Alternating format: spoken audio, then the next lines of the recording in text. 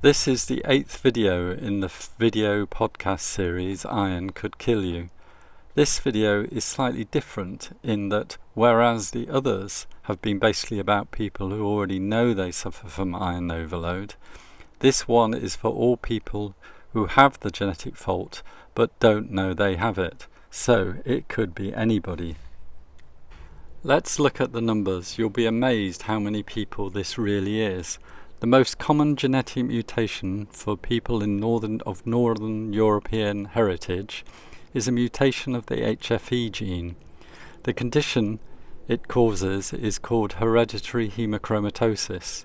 The HFE gene controls our iron absorption and over a period of tens of years can cause iron overload. And over time it can cause early death. It could knock off 20 years or more from your lifespan. The mutations of this HFE gene affect 1 in 200 people descended from Northern Europeans. This means there are 1 million North Americans and 400,000 UK and Irish citizens who have this genetic malformation but don't actually know they have it. 90% of people with the genetic malformation are never diagnosed. They die first, and some of those are diagnosed at the autopsy. Also, there are similar percentages of people in Australia, New Zealand and South Africa with the same disease. This genetic condition has been known about for over 100 years, but up until recently it was very difficult to diagnose. But this is now not the case anymore, and I will tell you how to check to see if you have it. Despite how common this genetic condition is, it is not at all well known and in the general population or even with our doctors. If you think you have it, you have to go and see a liver or blood specialist currently. So what are these mutations of the HFE gene? There are 3 main mutations: C282Y, H63D and S65C. The first one, C282Y, is the most common, and if you have 2 of them, it has the biggest effect.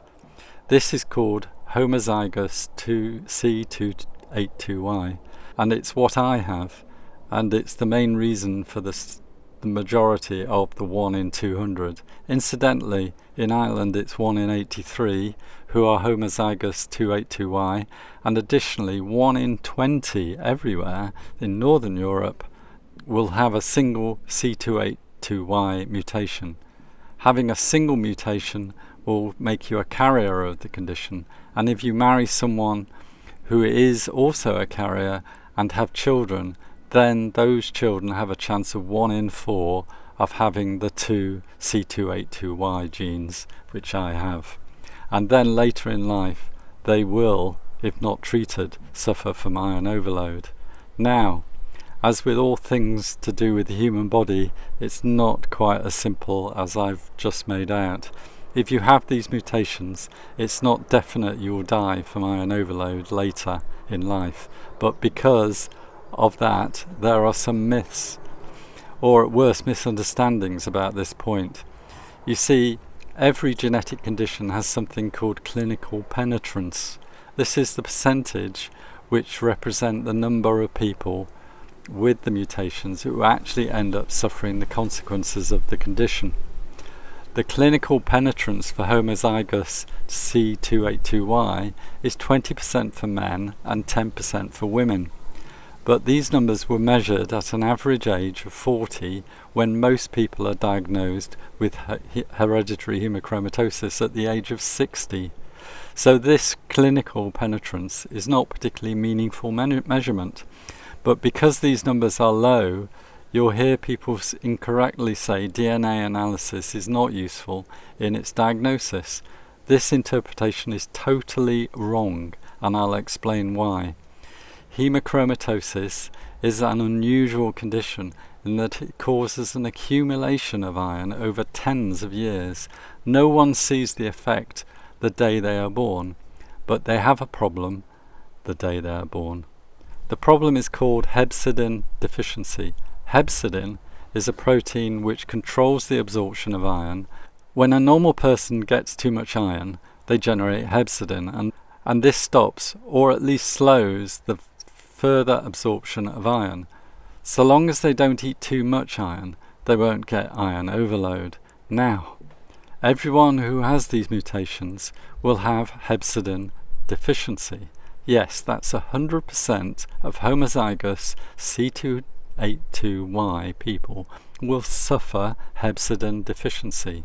But the level of the deficiency will be different for different people, and other factors also that control the rate at which iron overload occurs have an effect, and it's different for different people. For example, there are other proteins that take part in iron absorption, something called ferroportin, and also there is a protein called transferrin which transports the iron to the organs, so these play their part in the condition too. So dependent on other genes which control the production of these other proteins defines the rate at which a specific individual will get overloaded, as well as what they eat, of course. The result is there's a large spread of ages when clinically someone can suffer iron overload between their 20s and beyond their age of death from something which will have occurred from something else. But most often this is between late 30s and early 60s. But that's still quite a spread of ages, and that complicates the reporting on statistics. One of these issues I have with using clinical iron overload is it's defined as clinically seeing organ damage. That is, the damage has been done and has as such caused illness. So that is not good. We don't want illness to be caused for a condition which is totally treatable. What would be better is discovering this before any damage is done, and this is why there is another measure which is called biological penetrance. This one is not as well known, but it is more relevant to the prevention of illness. The biological presence numbers are 80% for men and 50% for women, and this defines the point when blood tests will indicate raised ferritin levels, which is a measure of the iron, and raised transferrin saturation levels indicating later possible organ damage. This is a much better starting point for treating the disease, and imagine if everyone were caught at this point, the clinical penetrance would actually fall to 0%. Just think, then people would be saying penetrance is 0, so don't worry about it. But that shows the stupidity of the current situation. Just a quick aside. Why the number of women is less than the number of men?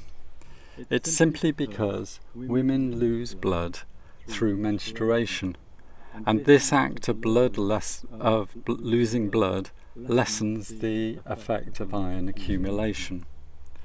So note, the average men and average women equally have the same hepcidin deficiency problem at birth. It's just other factors which make men and women diverge later in life. And let's do a further aside about how iron accumulation actually works. When someone suffers iron overload, they will typically have 20 grams of iron stored in their organs, whereas a normal person just has 5 grams. So a homozygous C282Y person if a homozygous C282Y person accumulated, let's say, about 1 milligram of extra iron every day from child to adulthood, note that the body cannot get rid of excess iron once it's absorbed. Then at the age of 41, they will actually have 20 grams of iron in their organs, and it will be doing damage. So you can see the excess iron per day to cause the problem is incredibly small.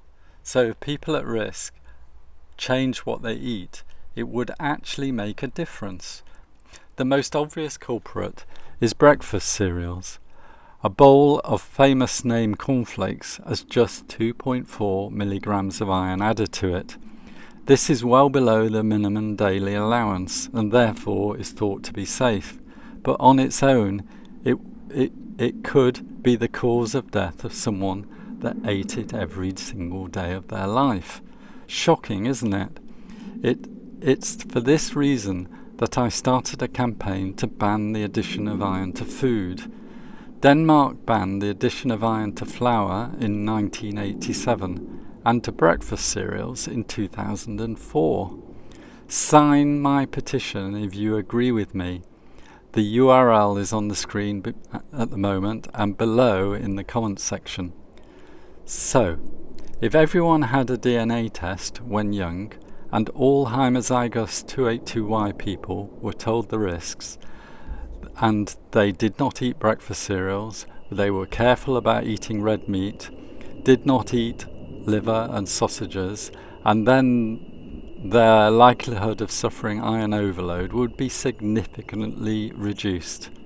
Furthermore, they could become blood donors, and this would have an extra strong effect on reducing iron and help someone else too.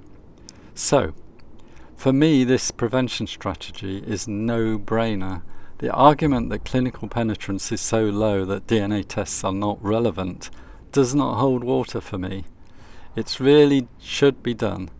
It's just more awareness of the condition and making DNA tests more available.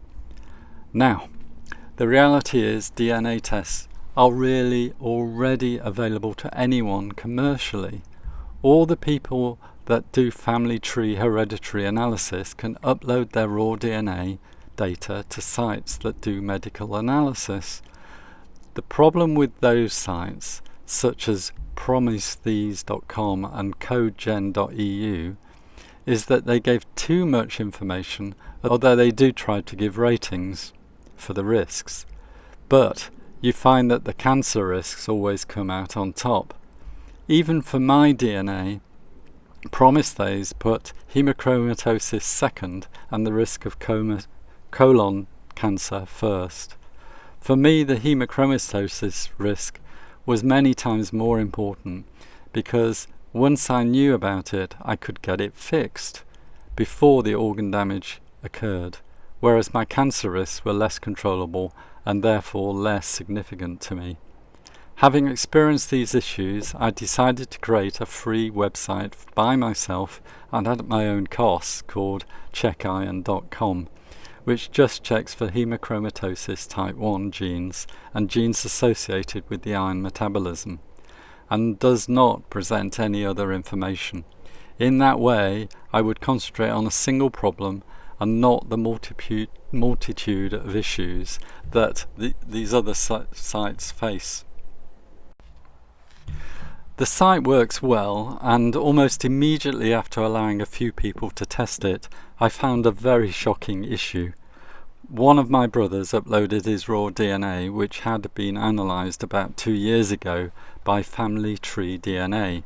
I immediately found that it did not have the hemochromatosis mutation data at all, i.e. didn't have information about C282Y, H63D and S65C. He had used PromiseThese.com and concluded he had no hemochromatosis risks because nothing was said at the site. When he uploaded the data to checkiron.com, it rejected the data as being insufficient to do the check. This is the advantage of just trying to solve a single problem and not do the multitude of issues that the other sites have to face. So in this case, we now don't know what is hemochromatosis status it really is. And even though he's assumed that he didn't have it for the past year. The good news is that another person that had used FTDNA, family tree DNA, this year did not have the same problem. So the later version of their system does have all the analysis of all the genes. But we also looked at 23andMe, and they only check C282Y and H63D, but not S65C. Even though it's true that S65C is actually the rarest form, it's still a shock to me that they don't check for everything, and I wouldn't recommend 23andMe. Note, I have no affiliation with any of these companies. In fact, I've built all of this at my own cost and some considerable time and effort, because I think it could save people's lives. So I have nothing to gain monetarily by saying, of the three that I support on the website, currently it's Ancestry.com, where which scores the highest for supporting all the relevant genes. The latest family tree DNA is second, and it supports most. The old, obviously, if you've got data from the old family tree DNA, it's actually completely worthless, and I wouldn't recommend using it. And 23andMe only does 2 of the 3 hemochromatosis type 1 mutations. Clearly these recommendations could change, because over time these companies are actually changing what they're looking for. So this is my conclusion as of July 2019. Just a quick word about privacy. Clearly your DNA is your data. We do not ask you to register, and we don't know who you are, but we would like to use your anonymous data for research, because I think we could see patterns in the data between people getting symptoms and what other genes they have in their system. However, if you have any privacy concerns, then you can optionally delete all your data using the delete button at the bottom of the results page. Even if you upload your data a second time and then press delete, it will delete the data even from the previous visit too, because we look for a unique digital signature in every file. So if we see the same file twice, we match up the information. Well, that's it for this episode. I appreciate a like and subscribe on YouTube, and support for the Stop Iron Being Added to Food petition. And finally, please tell all your friends and relatives about this approach to preventative hemochromatosis support, and try it out. Let's see if by sharing this video we together can change 1 million lives in North America and 400,000 lives in the UK and Ireland, as well as those in Australia, New Zealand and South Africa, by allowing them to know about something they can change just by eating different foods and possibly doing some blood donation. I think we could make a big difference to a large number of people by distributing this video to as many people as possible. Remember, this is a genetic condition which runs in families, so send it to your family. If you do find that by using checkiron.com that you do have hemochromatosis, then leave a comment in this YouTube video saying so. And if you're a famous Hollywood movie star, please contact me so we can make a video together to further promote this concept of prevention of this terrible disease. Let me have feedback about the checkiron.com website as well, so that we can improve it. And thanks a lot for your attention, and goodbye.